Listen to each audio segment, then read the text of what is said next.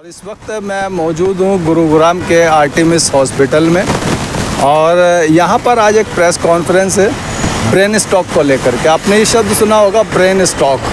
हमारे दिमाग में क्लॉट्स हो जाते हैं या ब्लीडिंग हो जाती है, जिससे गंभीर अवस्था में व्यक्ति चला जाता है और उसके इलाज के लिए सही समय पर उसको क्या इलाज मिलना चाहिए उसे पता ही नहीं होता, उसके परिजनों को पता ही नहीं होता है। और कई हॉस्पिटल्स में उसको लेकर के जब जाते हैं तो वहाँ इस तरह की फैसिलिटीज़ नहीं होती हैं।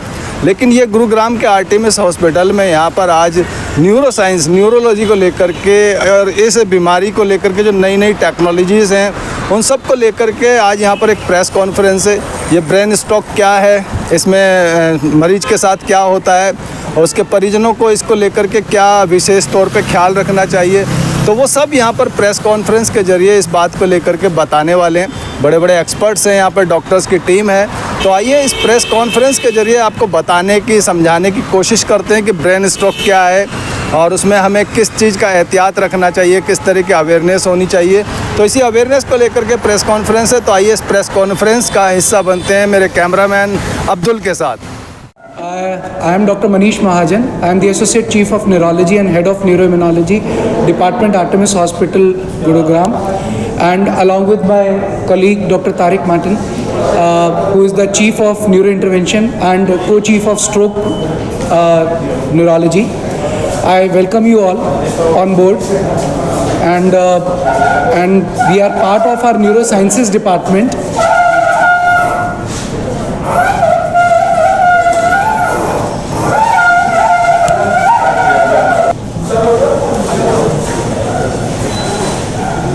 इसको दो जो मेन मैसेज आज हम यहाँ पे देना चाह रहे हैं एक एज ए टीम, वो ये है कि ऐसी आपको एक यूनिट जो कि एक छत के अंदर आपको सभी सुविधाएं उपलब्ध करा सके, ना केवल बेसिक बट कि जो कि एडवांस सर्विसेज आप अंडर द स्काई न्यूरोसाइंसेज में एक्सपेक्ट कर सकते हैं। ऐसा कहा जाता है कि एक क्लासिफिकेशन है डिसऑर्डर्स की, इंटरनेशनल क्लासिफिकेशन ऑफ डिजीज़ेज़, उसका वर्जन जो 10 है उसमें से 80% जो बीमारियां हैं वो न्यूरोलॉजिकल होती हैं। तो इसका माने कि जो दुनिया भर की जो बीमारियां हैं उनमें से एक major chunk neurosciences department deal करता है। तो अगर वो सुविधाएं बेसिक से लेके मोस्ट एडवांस ट्रीटमेंट तक एक छत के अंदर एक टीम द्वारा, विदाउट ये सोचे कि ये मरीज़ एक पर्टिकुलर डिपार्टमेंट का है, क्योंकि ये जो विभाजन है, मल्टी स्पेशलिटी डिपार्टमेंट्स जो बनाए जाते हैं वो मैन मेड है।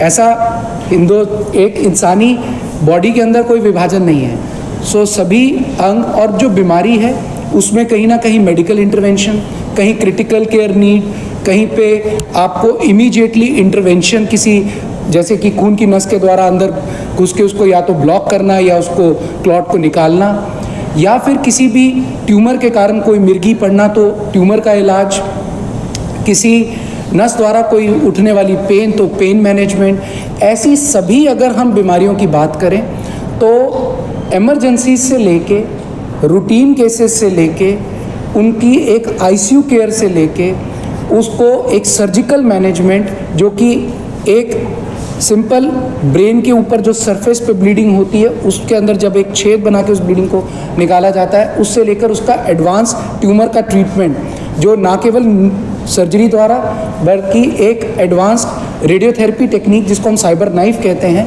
वो सब चीज़ों का अगर आप एक टीम द्वारा एक फैमिली टाइप में आप उसका एक इलाज देखें तो वो आर्टेमिस क्रेस्ट न्यूरोसाइंसेज डिपार्टमेंट आपको उपलब्ध कराता है, एक प्रोवाइड कराता है। तो अभी हमारे साथ जुड़े हैं doctor Saurabh Anand, he is chief of neuro critical care and neuro anaesthesia department Artemis hospital. Doctor Tariq को मैं पहले ही इंट्रोड्यूस करा चुका हूँ। इस टीम की इंट्रोडक्शन के साथ साथ being a neurologist, being associate chief of neurology, जो एक कॉन्सेप्ट मैं आपको सबको अभी इंट्रोड्यूस करा रहा हूँ वो है समय।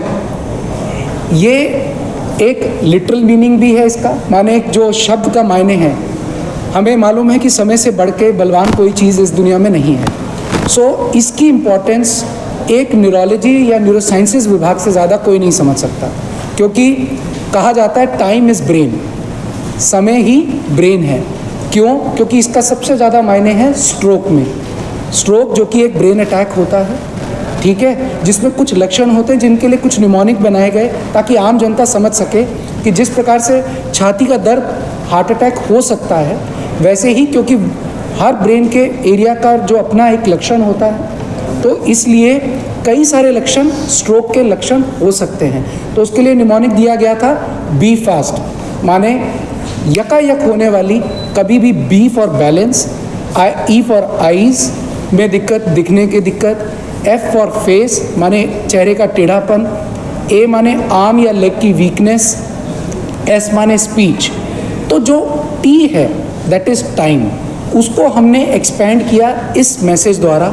समय मतलब स्ट्रोक में अगर मिनट्स के अंदर एक्ट किया जाए तो आप कई साल अपने बचा सकते हैं, क्योंकि यूजुअली अगर स्ट्रोक में टाइम रहते ऑप्टिमल ट्रीटमेंट ना दिया जाए तो वो एक परमानेंट डेफिसिट, जिसको हम हैंडीकैप बन सकता है, डिसेबिलिटी एक रह सकती है, वो उसमें कन्वर्ट हो जाता है। तो अगर आप टाइमली इंटरवेंशन कर दें, वो क्या हो सकता है कि आप जो मैंने अभी लक्षण बताया बी फास्ट द्वारा, अगर ऐसे लक्षण हैं तो एक स्ट्रोक इक्विप्ड फैसिलिटी जो भी आपके आसपास है उसमें आप पहुँचे, ताकि आपको एक इक्विप्ड टीम आपके ब्रेन अटैक को हैंडल कर सके।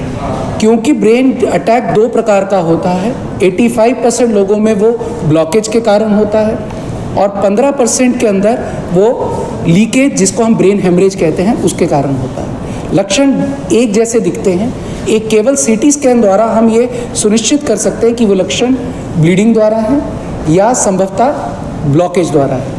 अगर वो ब्लॉकेज द्वारा है तो अगर समय के अंदर, जिसको हम विंडो गोल्डन पीरियड या विंडो पीरियड कहते हैं, उसके अंदर आप एक ऐसे इक्विप्ड सेंटर पे पहुंचते हैं तो ऐसे पेशेंट्स को हम क्लॉट बस्टर थेरेपी ऑफ़र कर सकते हैं, या कुछ ऐसे एडवांस सेंटर जैसे कि हमारा आर्टेमिस क्रेस्ट न्यूरोसाइंसेस डिपार्टमेंट है, जिसके बारे में और चर्चा डॉक्टर तारिक मार्टिन करेंगे। हम उन सिलेक्टेड केसेस में एक वायर डाल के उस क्लॉट को निकाल भी सकते हैं। मैं चाहूँगा कि इसके ऊपर डॉक्टर तारिक और लाइट डालें और इसके बाद न्यूरो इंटरवेंशन के बारे में और बात करें। यस, वो अभी सभी डायरेक्टर्स ज्वाइन करेंगे, तब क्रेस्ट के बारे में और जानकारी देंगे। अभी हम इस थेरेपी के बारे में बात कर रहे हैं, जो अभी डॉक्टर मनीष ने आपको बताई इस थेरेपी के बारे में। 85% ऑफ द स्ट्रोक, 85% स्ट्रोक जो है वो जैसा बताया गया कि नस के ब्लॉक होने की वजह से होते थे।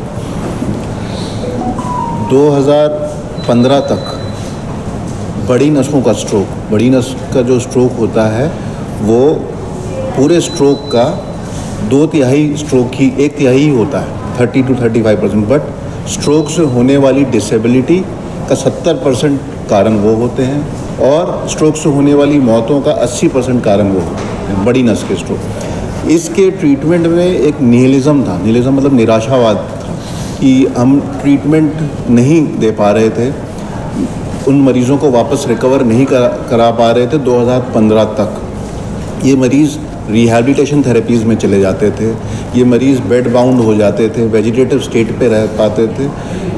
2015 में इस चीज़ को सोचा गया कि पहले से सोचा जा रहा था। 2015 में गाइडलाइन आ गई कि अगर इस तरह की बड़ी नस का स्ट्रोक है तो बिल्कुल आवश्यक है, मतलब गाइडलाइन जो है क्लास 1 लेवल ऑफ एविडेंस है, मतलब बिल्कुल ज़रूरी है अगर इस तरह का स्ट्रोक आपको इस्टेब्लिश हो रहा है तो तार की द्वारा उस क्लॉट को निकाला जाए। एकदम इस पर कोई डाउट ही नहीं रहा। और वो गाइडलाइन धीरे धीरे 2015 से आज हम 2024 में हैं, ये गाइडलाइन और एक्सपैंड होती जा रही है। पहले 6 घंटे तक थी, 6 घंटे तक स्ट्रोक होने के 6 घंटे तक हम ये पद्धति को कर सकते थे, इस प्रक्रिया को कर सकते थे, और अब कुछ केसेस में 24 घंटे तक कर पा रहे हैं, जहां हमें ऐसा लगता है कि हम ब्रेन सिग्निफिकेंट ब्रेन है जहां हम उसको सैल्वेज कर सकते हैं। अब हम बड़ी नसों से छोटी नसों में भी जा रहे हैं, जो छोटी छोटी नसें हैं उनको भी हम क्लियर करने के लिए टेक्नोलॉजी इवॉल्व हो रही है और डिवाइसेस इवॉल्व हो रही है जहां से हम उनको क्लॉट को निकाल सकते हैं। जब भी हमने ये वर्ड कहा 6 घंटे 24 घंटे, इसका मतलब ये नहीं है, एक संदेश नहीं जाना चाहिए पब्लिक में कि हमारे पास तो 24 घंटे हम वेट करके आराम से 24 घंटे पे डिसीजन लेंगे या 6 घंटे पे डिसीजन लेंगे। जितना जल्दी इस्टेब्लिश किया जाए खून का प्रवाह वापस, उतना जल्दी मरीज़ रिकवर कर जाए। कुछ फॉर्चुनेट लोग होते हैं जिनमें डिलेड रीपरफ्यूजन, डिलेड मतलब देर में खोलने से भी फ़ायदा हो जाता है, लेकिन ये फॉर्चुनेट कुछ कम परसेंटेज लोग होते हैं। ज़्यादातर लोगों में जितनी जल्दी खोला जाए, क्योंकि हमें पता नहीं वो मरीज़ किस कैटेगरी में लैंड करेगा, तो क्लियर कट सा इंडिकेशन है कि अगर हमने स्ट्रोक आइडेंटिफाई किया है तो एक कॉम्प्रिहेंसिव स्ट्रोक सेंटर जहां इस तरह की हर चीज़ें सुविधाएं अवेलेबल हों और इस प्रोसीजर होने के बाद उसकी देखरेख के लिए, उसके पोस्ट प्रोसीजर के लिए एक robust critical care team available हो जो उसको रिकवरी में हेल्प कर पाए। So somewhere is brain. तो जैसे डॉक्टर तारिक ने बोला, अब जब हमारी टीम एक बार उनको असेस करके स्ट्रोक एस्टेब्लिश करती है, हमारा जो स्ट्रोक प्रोग्राम है वो हमारे एक टीम के द्वारा चलता है, जिसमें कई बार ऐसा भी होता है कि हमें इन्फॉर्मेशन मरीज़ के पहुंचने से पहले हो जाती है, क्योंकि एम्बुलेंस या तो शिफ्ट कर रही है उसको या किसी और हॉस्पिटल में वो पहुंचे हैं। वहाँ के डॉक्टर्स क्योंकि जानते हैं कि यहाँ पे ये सुविधाएं उपलब्ध हैं और मरीज़ क्वालिफाई करता है उन सब ट्रीटमेंट के लिए, तो वो हमें एक्टिवेट कर देते हैं और या फिर वो जो प्राथमिक ट्रीटमेंट है वो देख के हमें शिफ्ट करते हैं। जैसे ही इमरजेंसी में आता है, एक कम से कम समय में उसकी ब्रेन इमेजिंग, फिर उसके ये जो आपको मैंने आईवी थ्रोम्बोलिसिस या जो क्लॉट बस्टर थेरेपी के बारे में बताया था, साथ के पैरेलली ही जो डॉक्टर तारिक की टीम असेस करती है कि क्या वो पेशेंट क्वालिफाई करता है उस तार के ट्रीटमेंट या क्लॉट निकालने के ट्रीटमेंट में। एंड पैरेलली डॉक्टर सौरभ आनंद की टीम आईसीयू की हमारी उस मरीज़ की केयर में जुट जाती है, क्योंकि जैसे ही पेशेंट कभी भी क्रिटिकल इवेंट है तो उसको अगले 24 से 48 घंटे कई बार ऐसे होते हैं जिसमें बहुत माइन्यूट बीपी का कंट्रोल और बहुत स्ट्रिंजेंट कंट्रोल की ज़रूरत होती है, और ये प्रोसीजर में भी डॉक्टर सौरभ आनंद की जो टीम है उसका बहुत बड़ा रोल होता है। तो डॉक्टर तारिक से हम मूव करना चाहेंगे डॉक्टर सौरभ आनंद की तरफ, जहाँ पे हम बात करना चाहेंगे कि किस तरीके से न्यूरो क्रिटिकल केयर और न्यूरो एनेस्थीसिया इस स्ट्रोक प्रोग्राम में अपना रोल निभाती है। देखिए, हमारी टीम इसके अंदर यूनिक क्यों है? पहली बात तो जनरली बाकी हॉस्पिटल्स में क्या होता है कि एनेस्थीसिया की एक टीम होती है, फिर एक टीम आईसीयू के अंदर देख रही होती है। जब इस तरीके का स्ट्रोक का पेशेंट आता है, एनेस्थीसिया की टीम को कॉल होता है, फिर एनेस्थीसिया की टीम या तो घर से आती है या कई बार हॉस्पिटल में भी स्टेशन होती है, और वो उस केस को करवाने के लिए, क्लॉट को निकलवाने के लिए लैब के अंदर जाती है और हेल्प करती है डॉक्टर तारिक की टीम को कि जब एनेस्थीसिया दिया जाए उस पेशेंट को और उसको निकाला जाए। उसके बाद आईसीयू की टीम एक भिन्न टीम होती है, उसके अंदर उस पेशेंट को फिर से जाके वहाँ पे रख दिया जाता है, फिर आईसीयू की टीम अलग से देखती है। हमारी टीम खास इसलिए है कि एनेस्थीसिया और क्रिटिकल केयर टीम, जिसे हम न्यूरो एनेस्थीसिया और न्यूरो क्रिटिकल केयर टीम कहते हैं, वो एक ही अम्ब्रेला के अंडर काम करती है, जिसका हेड मैं हूँ। तो हमारी टीम एक सीमलेस मूवमेंट के तहत काम करती है। प्री ऑपरेटिवली भी उस पेशेंट को देखती है, अभी उसका ऑपरेशन नहीं हुआ तब से देखना शुरू किया। ऑपरेशन थिएटर के अंदर भी जाके उसको हमने देखा, क्योंकि हमने ही बेहोशी और एनेस्थीसिया दिया, और उसके बाद हमारी ही टीम उसको आईसीयू में भी देख रही है। तो किसी भी पॉइंट पे पेशेंट एक टीम से दूसरी टीम की तरफ ट्रांसफ़र नहीं होता है। तो कॉन्टिन्यूटी ऑफ केयर जिसे हम कहते हैं कि एक ट्रीटमेंट जो स्टार्ट हुआ वो यथावत बना रहेगा, उसके अंदर कोई गैप या किसी भी और डॉक्टर को जाके इंटरवीन करने की ज़रूरत नहीं पड़ेगी। ये एक सीमलेस एक्टिविटी है। जैसे कि स्ट्रोक के अंदर बताया कि समय की जो हमारा समय है वो बहुत ही इम्पॉर्टेंट फैक्टर है उसके अंदर। अगर हम छोटी सी बात करें तो हम 1 सेकंड में 32,000 न्यूरॉन्स खो देते हैं, और 1 मिनट के अंदर हम 2 मिलियन न्यूरॉन खो देते हैं। अगर 1 घंटा आप डिले हो तो आप ये मान के चलो कि पेशेंट की एज 4 से 6 साल बढ़ गई, अगर हमने ट्रीटमेंट 1 घंटे के बाद किया। तो इसका मतलब जैसा डॉक्टर तारिक ने आपको समझाया कि अगर हम इंतज़ार, ऐसा मतलब नहीं है कि हम 4 घंटे में ट्रीटमेंट दे सकते, तो अभी तो चलो 1 घंटा ही हुआ, हम 1 घंटा देख लेते हैं कि रिकवर करेगा कि नहीं करेगा। जितनी जल्दी हम वहाँ पे पहुँच पाएंगे, उतनी जल्दी हम उतने सारे न्यूरॉन्स को बचा पाएंगे और पेशेंट एक बेटर कंडीशन के अंदर हम घर भेज पाएंगे। तो इसमें परिवार का रोल सबसे अहम इसलिए है कि वो समय पे मरीज़ को, जैसे हार्ट अटैक का तो सबको पता है, हाथ में दर्द हुआ, छाती में दर्द हुआ, लेके जाना है। तो जैसा डॉक्टर मनीष ने बताया, निमोनिक फेस का एटलीस्ट फेस भी अगर आप याद रखें कि चेहरे में टेढ़ापन आ रहा है, आर्म्स या लेग्स में वीकनेस आ रही है, इस तरीके की अगर प्रॉब्लम हमें आ रही है, स्पीच में प्रॉब्लम आ रही है, तो FAST का मतलब है टाइम, समय। ये समय बहुत इम्पॉर्टेंट है हमारे ट्रीटमेंट में। अगर समय डिले हो गया तो सारी चीज़ें होने के बावजूद भी कई बार हम पेशेंट को वो चीज़ नहीं दे पाते हैं जो पेशेंट का हक है। तो ये सबसे इम्पॉर्टेंट है इस पूरे प्रकरण के अंदर। एज है, जब भी हम स्ट्रोक की बात करते हैं ना, तो हम कुछ रिस्क फैक्टर्स की बात करते हैं। रिस्क फैक्टर्स दो प्रकार के रहते हैं, नॉन मॉडिफाइबल और मॉडिफाइबल। नॉन मॉडिफाइबल वो जिसके लिए हम कुछ नहीं कर सकते, वो है किसी की भी उम्र, किसी का जेंडर। जैसे कि ये प्रूवन है कि मेल्स जो हैं, मेल जेंडर जो है वो ज़्यादा प्रोन है किसी भी इस टाइप के स्ट्रोक के लिए देन फीमेल्स। उम्र जैसे जैसे बढ़ती है, हमारी खून की नसें भी एज करती हैं, तो उनमें स्ट्रोक होने का चांसेस बढ़ता है कुछ। मगर हम जब भी बात करते हैं प्रिवेंशन ऑफ स्ट्रोक की, या किसी को अगर स्ट्रोक आ चुका है तो उसके रिस्क रिडक्शन की, तो दोबारा स्ट्रोक ना आए, तो उसके अंदर हम बात करते हैं उन रिस्क फैक्टर्स की जो मॉडिफाइबल है। उनमें से आपके सबसे इंपॉर्टेंट आता है धूम्रपान।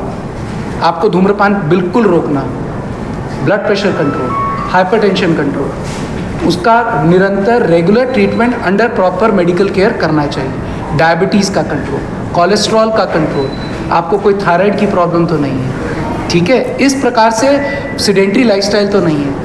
आपके कई लोगों को आपने सुना होगा खराटे बहुत लेते हैं क्योंकि मोटापा है, तो बॉडी वेट कंट्रोल, और साथ में अगर वो खराटे के कारण उनकी ऑक्सीजन रात को सोते वक्त गिर रही है, जिसको हम ऑब्स्ट्रक्टिव स्लीप एपनिया कहते हैं, उसका कंट्रोल। ये सभी रिस्क फैक्टर्स को आइडेंटिफाई करना, डिटेक्ट करना और कंट्रोल करना उतना ही ज़रूरी है जितना कि खून पतला करने की दवाई लेना एक ऐसे जो कि स्ट्रोक में जिसमें ब्लॉकेज आया है।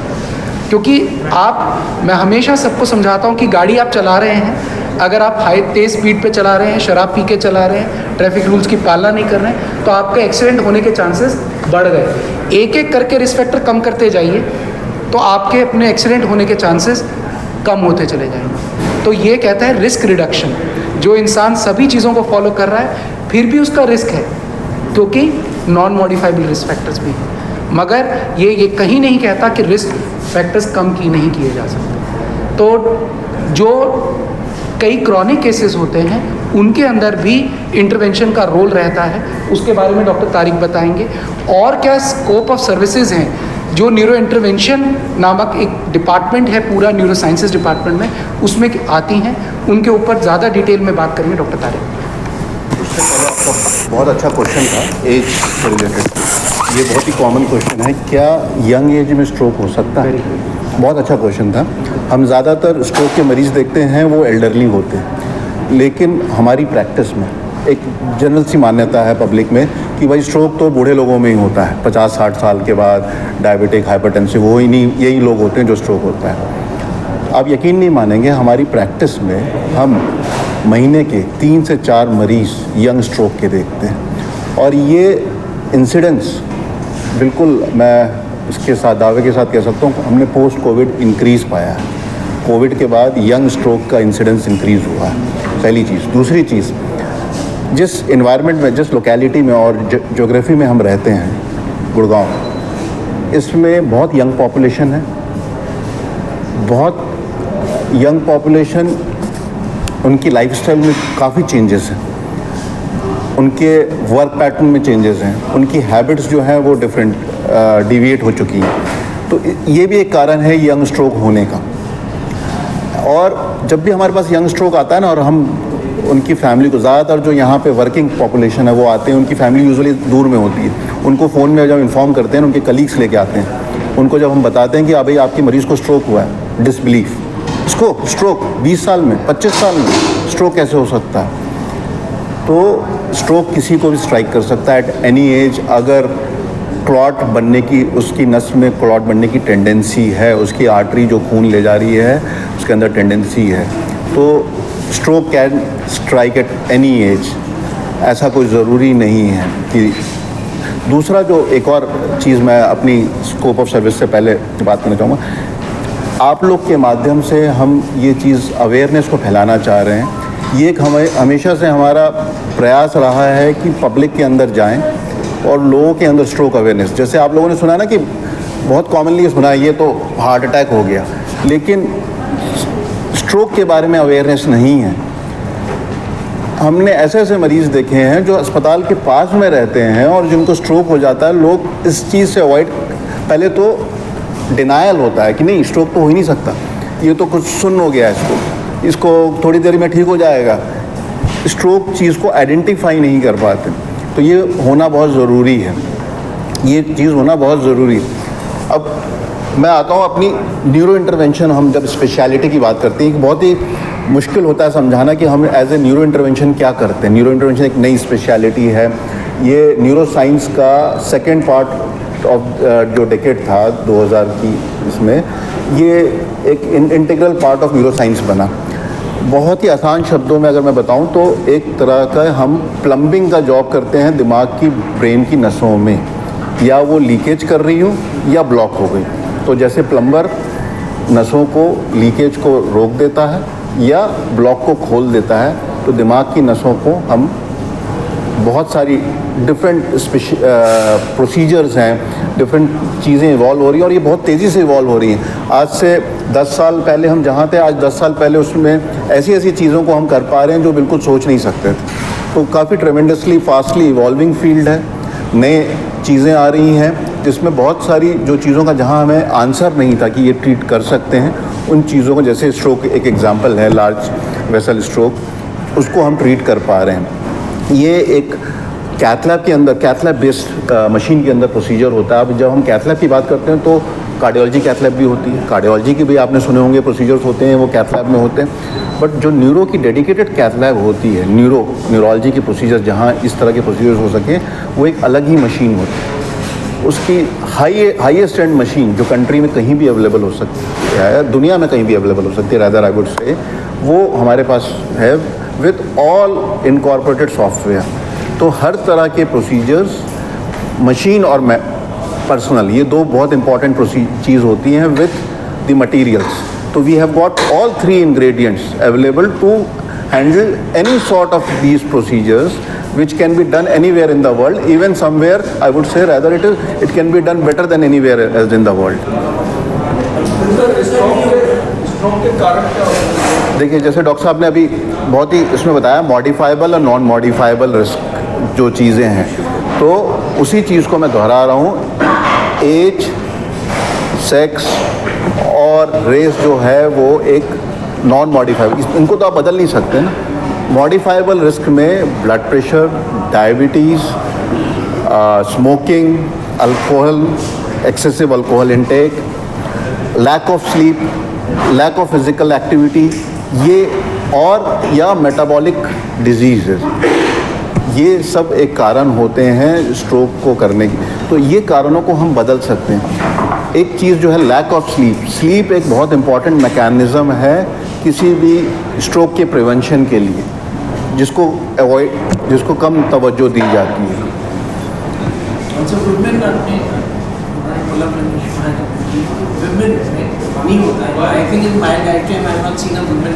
ये बहुत, ये आपकी गलत धारणा है, ये गलत धारणा है, ये गलत धारणा है। देखिए, एक बहुत कॉमन सा वो है, जब तक वुमेन के अंदर उनका जो साइकिल्स है, हार्मोनल साइकिल्स नॉर्मल फेज पे चल रही होती, तो it gives a some sort of protection, some sort of, not complete, again I will repeat the word, एक कुछ हद तक प्रोटेक्शन देता है इस तरह के मैकेनिज्म को होने का। तो इसीलिए थोड़ा incidence as compare to men they are less, but no नहीं है, ज़ीरो नहीं है। ये जो क्लॉट बस्टर्स लगाते थे, वो ऐसे क्लॉट बस्टर्स होते थे, उसमें पहले इंजेक्शन देना पड़ता था, फिर पानी के थ्रू, सलाइन के थ्रू देना पड़ता था।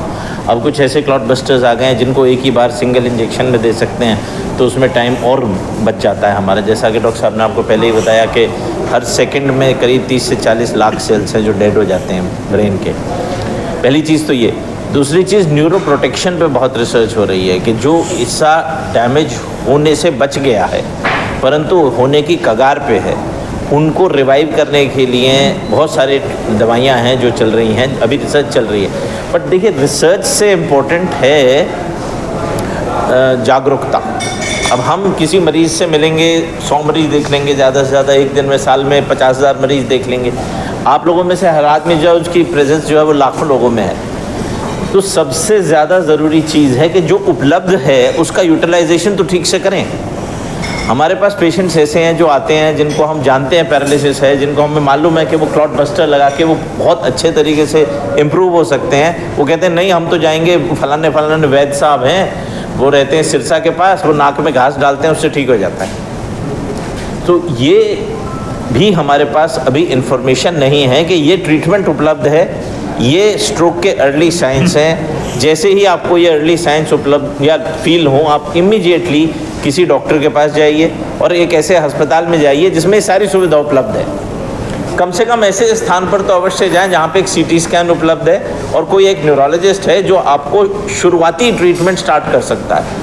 क्योंकि एक दफ़ा वो शुरुआती ट्रीटमेंट स्टार्ट हो जाए तो फिर हमारे पास फिर 3 से 4 घंटे मिल जाते हैं कि हम एक मरीज़ को ऐसे अस्पताल में शिफ्ट कर सकें जहाँ पे ये वाला ट्रीटमेंट, जो एडवांस्ड ट्रीटमेंट है स्ट्रोक का, वो उपलब्ध है। इसीलिए हमने अपने प्रोग्राम का नाम भी समय रखा है कि stroke acute management adds years to life. तो वो जो मिनट्स हैं, यदि उन्हीं में एक्शन कर दिया जाए तो सालों की वृद्धि हो जाती है एक मरीज़ के प्रोडक्टिव जीवन में। इसीलिए हमने इस प्रोग्राम का नाम भी समय रखा है।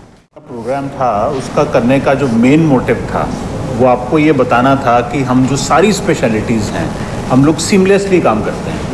अब जैसे हम लोग का जो बैकग्राउंड है, जहाँ पे हमें ट्रेनिंग मिली इन्वेरिएबली, जैसे फॉर एग्जांपल हम में से काफ़ी लोग एम्स के ट्रेंड हैं। इस वक्त तो चारों ही एम्स के ट्रेंड हैं। हम लोग सभी एम्स के ट्रेंड हैं। तो एम्स में आप जाएंगे जी, न्यूरोलॉजी डिपार्टमेंट अलग है, न्यूरो सर्जरी डिपार्टमेंट अलग है, कई बार डिपार्टमेंट अलग बिल्डिंग में होता है, ठीक है। अब वो एम्स की तो बात अलग छोड़ दीजिए, बट अगर आप किसी और शहर में जाएंगे, न्यूरोलॉजी विभाग आपको एक अलग बिल्डिंग में मिलेगा, न्यूरो सर्जरी विभाग आपको एक अलग बिल्डिंग में मिलेगा, ठीक है।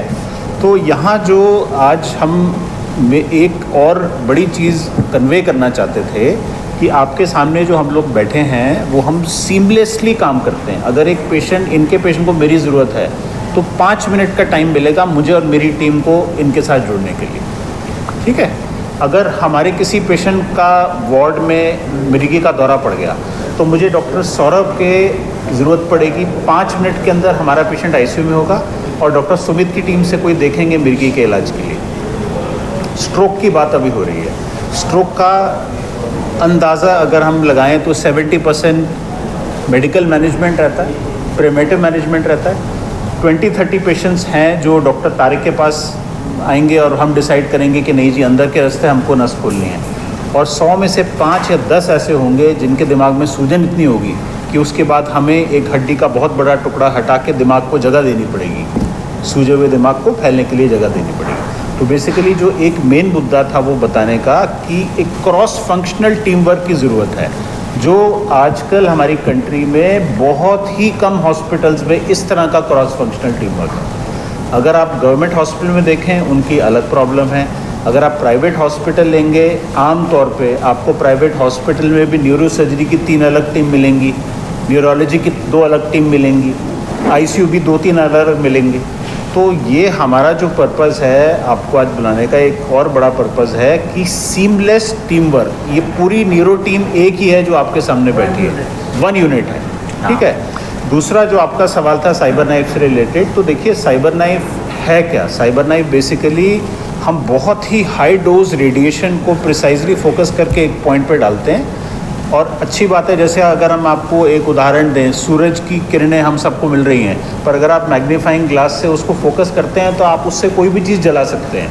आप उससे कागज़ भी जला सकते हैं, आप उससे कपड़ा भी जला सकते हैं। तो इसी तरह साइबर नाइफ में जब हम हैवी डोज की रेडिएशन को फोकस करते हैं तो हम ट्यूमर को और खून की नस का गुच्छा जो फट के स्ट्रोक भी कॉज कर सकता है, जिसको आर्टेरियोवेनस मैलफॉर्मेशन कहते हैं, उसको भी हम जला सकते हैं।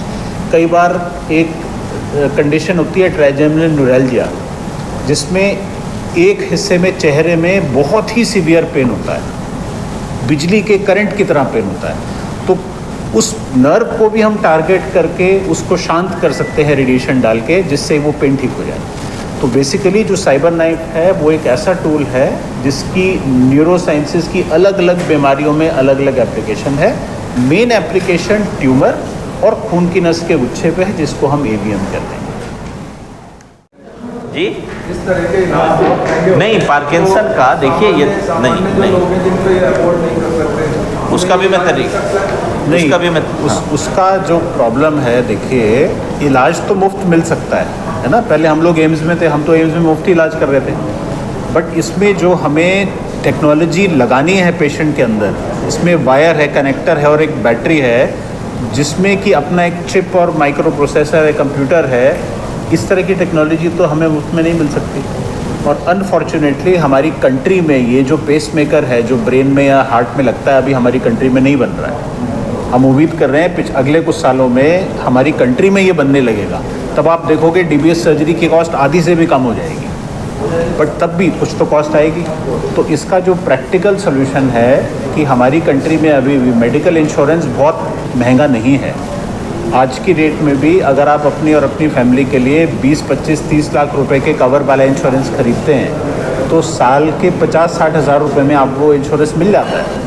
साल के 50-60 हज़ार रुपये मतलब महीने के 5,000। तो ये अभी भी अच्छी बात है।